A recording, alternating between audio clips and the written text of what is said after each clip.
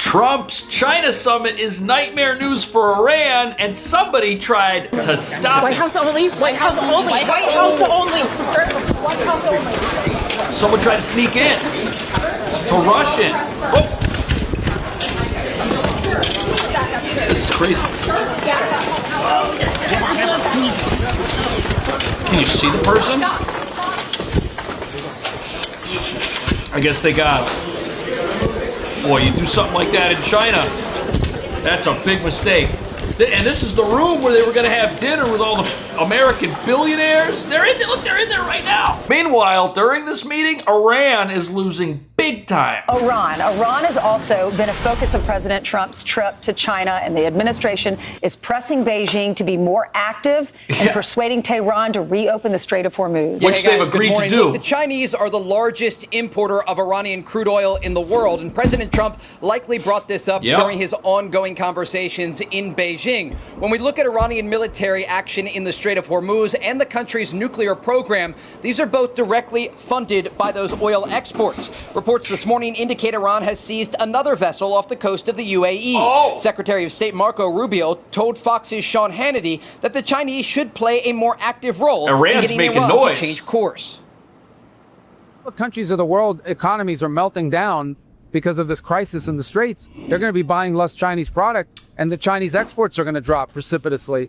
So it's in their interest to resolve this. We hope to convince them to play a more active role in getting Iran to walk away from what they're doing now and trying to do now in the Persian Gulf. This is bad news for Iran, man. As for the possibility of a negotiated settlement, Vice President J.D. Vance indicated there's been some progress in recent weeks, but the question remains if it's enough progress to avoid the war resuming. We're going to find out. out. To look the American people in the eye and say with confidence that you are not going to have to worry about this very, very dangerous regime having access to the most dangerous weapons in the world. That's the goal that we're focused on. Again, thank you. There's a lot of ways to accomplish that goal. The president has set us off on the diplomatic pathway for now, and that's what I'm focused on. Yep. And it's happening in China right now. The Iranians have continued to speak and threaten amid escalating tension across the region. Iran's These guys foreign are so minister said mad. the country is prepared for both diplomacy and war.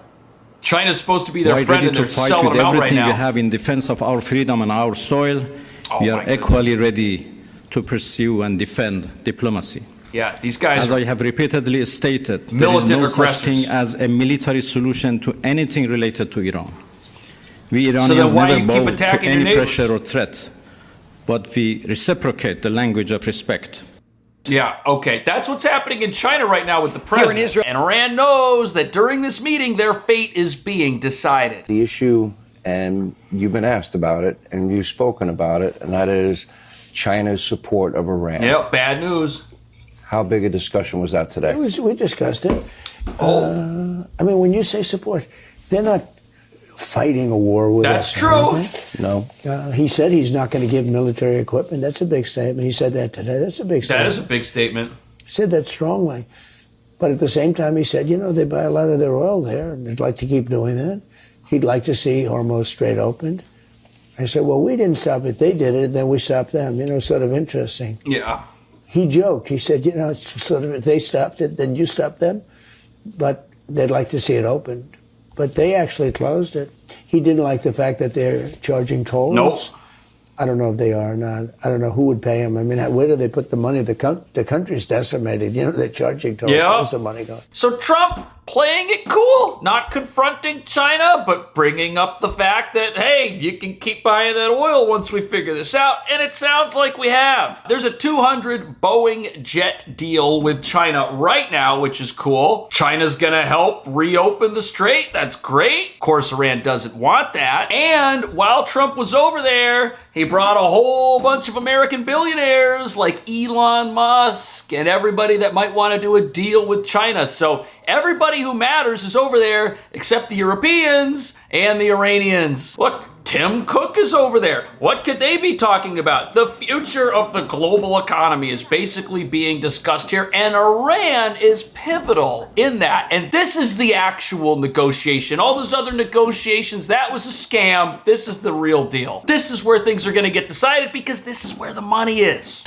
Brett, your takeaway so far as it relates to the Iran war, because right now the headlines, even in the Arab news, are Trump and Xi, Hormuz must stay open and Iran must not have a nuclear weapon. They agree on those two things. Bad news for Iran. Brian, good morning, your time. I think that is the message from the White House, is that President Xi put out and agreed that Iran can't have a nuclear weapon, that the Strait of Hormuz has to be open. That's the message that came out from the White House. We don't have specifics yet of a readout of the specifics on the bilat. Hope to get more on that. That's top secret. The conversation. From the Chinese perspective, what they put out to their state-run agency was what Mark just referenced, and that is that Taiwan is the biggest issue for them, and that if handled properly, it would be great between the U.S. and China. If handled improperly, in their words, it could lead to conflict and clashes. That was seen as a kind of a veiled threat here, reading between the lines from President Xi. That's reality. If you handle anything poorly and it's a major military point of discussion, of course that can lead to clashes. But it seems like people are doing their best to get along. But everything on the pomp and circumstance suggests that this relationship is moving forward and they're having good meetings. We hope to get some more granular details on Iran pretty soon. The language reminds me, Brett, of something that might be read out after we had a meeting with the EU in different times, where we talked about cooperation, growing together, not getting in each other's way, having mutual respect, and it would be a great thing for the world to respect both powers. We're two of the most powerful. All the things seem so positive, but in reality, with the spying that's going on here, with what's happening with the secret police that exist here, with the way they've infiltrated through cyber attacks into our water system and everything else, it portrays a much different relationship than the words did. Perhaps, yeah. Yeah, 100%. Yeah, there's stuff and going on. You can see that here. We got that mayor out there in California that just had to resign because she was a spy. I mean, there are some things happening that don't exactly line up with how nice everything looks, and they're right to point that out. But we can agree on economic things. We can agree on money. We can agree on ending this war in Iran. And if China and America agree that this thing needs to be over, I don't know how much of a say Iran has in the matter. You can see the communist CCP has a lot of control over folks. I did a thing about cameras on the streets. There are thousands and thousands of cameras. If you watch TV from any broadcast that's not here, when they talk about something negative about China, it goes to bars and says, please stand by. Wow. If you talk about human rights or anything like that, it shuts off for like 30 seconds. And I saw it 3 times before I just came here for this live show. That's crazy. So the people know they're being censored. What's public is one thing. What's private is another. The key thing about this summit is the private stuff. And if President Trump can get some real deliverables leaving here in Beijing. I think he can. And a recent event at this meeting proves that things are going well, even though under the surface other things might be happening. Watch this. Thank you again, President Xi, for this beautiful welcome. And tonight it is my honor to extend an invitation to you and Madam Peng to visit us at the White House this September 24th. And we look forward to it. And I'd now like to raise a glass and propose a toast to the rich and enduring ties between the American and Chinese people. It's a very special relationship. And I want to thank you again. This has been an amazing period of time. Special relationship. There's a country over on the other side of the pond that used to have one of those with us. And now the president didn't just invite Xi Jinping over to America. No, he set a date. People are going to lose their minds if that happens because they want to see Trump fail. Iran is 2 to 3 times more powerful today than they were when this war started. Everyone now has to come to Tehran. 2 to 3 times. Well, I mean, everyone has to come to Tehran today it's too much to beg for for their MS ships now. to be let out of the Gulf. Not small nations, big nations, right? The Chinese, the Indians, the Qataris have to show up to Iran to plead their case as to why their ships should be let through. And that's probably going to be how things work for the foreseeable future. Oh, really? That's how things are going to work for the foreseeable future? China's going to listen to Iran and have to be subservient to them, and so is everybody else? else. And with an ongoing U.S. military buildup across the region, reports overnight indicate that Saudi Arabia conducted airstrikes against Iran during the war. Iran's Fox done. reported on Tuesday the UAE also took part at the end of Operation Epic Fury. As for the Strait of Hormuz, the majority of sea traffic remains stalled, while a handful of vessels are getting through. Tanker tracking data shows a Chinese supertanker carrying 2 million barrels of Iraqi crude oil was one of just 2 ships to pass through the strait today. Oh, I thought Iran was way more powerful than they were before. I thought everyone was afraid of them and everyone was going to listen to them. But the facts say Saudi Arabia's not listening to them. The UAE's not listening to them. China's not listening to them. They're buying oil from Iraq and shipping that right out Iran's front door. Does that sound like a regime that is more powerful today than it was before this thing even started? I doubt it. The Middle East remains on edge after the latest efforts for a diplomatic solution with Iran did not pan out. In a post on Truth Social overnight, President Trump said, in part, Iran had 159 ships in their navy. Every single ship is now resting at the bottom of the sea. Only losers, ingrates, and fools are able to make a case against America. Right on the President money, Trump man. had a message for Chinese President Xi Jinping regarding Iran ahead of his departure to Beijing. The Chinese are the world's largest importer of Iranian crude oil. And they're still going to buy it. What is your message to President Xi as it relates to the Iran war? Well, I think number one, we're going to have a long talk about it. I think he's been relatively good, to be honest with you. You look at the blockade, no problems. They get a lot of their oil from that area. We've had no problem, and he's been a friend of mine. He's been somebody that we get along with. And I think you're going to see that good things are going to happen. This is going to be a very exciting trip. Sure. A lot of good things are going to happen. And they are happening. So the president was right about that. And meanwhile, while the fate of Iran is decided, some people are wondering how much can the U.S. and China agree on? And are there things that might always kind of keep us enemies, frenemies, whatever you want to call it? What is your read on President Xi? I mean, you read that their economy is struggling. You read that he's isolated. You read both Putin and President Xi have a pretty high degree of paranoia. What is your read as you look at President Xi from a distance going into the meeting? Yeah, I think my read has been what I think has been for a while, and that is China has a plan. I mean, they clearly view themselves, they believe they will be the world's most powerful country. They'll surpass the United States, and they have a plan to do it. And they're executing on that plan, and I don't blame them. If I were the Chinese government, I'd have the same plan. We, on the other hand, don't view it that way, and we don't want to see anything we're not trying to constrain China, but their rise cannot come at our expense. Their rise cannot come at our fall.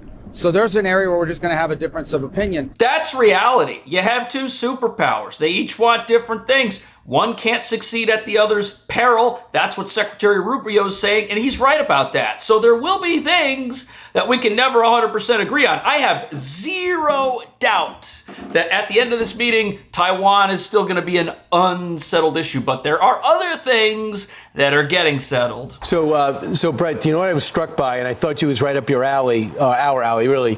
The president went up there and talked about the historic relationship between the countries. He talked about 1784, and he talked about how they referred to us as the new people. We can call it the new world. Talked about what Teddy Roosevelt thought, and talked about how they contributed to the Washington Monument, the respect that they have for George Washington.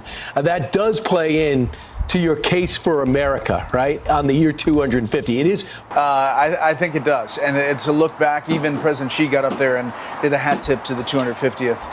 Yeah, so the thing that's being settled is the fact that the United States and China can have a good relationship. It doesn't mean we have to agree. Doesn't mean that if you support the United States, making deals to buy American equipment, opening the Strait of Hormuz, helping the United States, doesn't mean that you have to agree with everything happening in China, but it's certainly better than being adversaries all across the board. And you know, even as we make business deals with them, there still may be other things happening under the surface that we aren't 100% certain of. And just listen to what China's saying. That the tension is rising or subsiding between the U.S. and China? That's a good fundamental question. I believe among all these kind of allegations, argument whatsoever, 21st century actually is easier for us to live in than during the 20th century, because that was characterized by a kind of ideological rivalry. In 21st century, no cooperation. We are competing, even your term, we are competing within the same international system. yeah, we are not your enemy, and we are best described by you as competitor. So competitors could live within the same system. Right. And I believe because the world is facing so many changes, not only climate change, but also like agentic AI, right? So it is really in our own interest for our two countries to take the lead. I don't mean G2, but for us to take the lead. Yeah, to make this world livable at least. Competitors. Google and Apple are competitors. They live in the same world. They help each other. They hate each other. They work together. They try and undercut each other. They copy each other. This is the same thing. But where does this leave us with Iran? Where does this leave us with Chinese-American cooperation? What are we looking at? President Xi would like to see a deal made. He would like to see a deal made. And he did offer, he said, if I can be of any help, it's over for Iran. I would like to be of help. Because, he did say that. Yeah, he did say that. And look, anybody that buys that much oil has obviously got some kind of a relationship with him. But he said, I would love to be of help. If I can be of any help whatsoever, he'd like to see the Hormuz Strait open.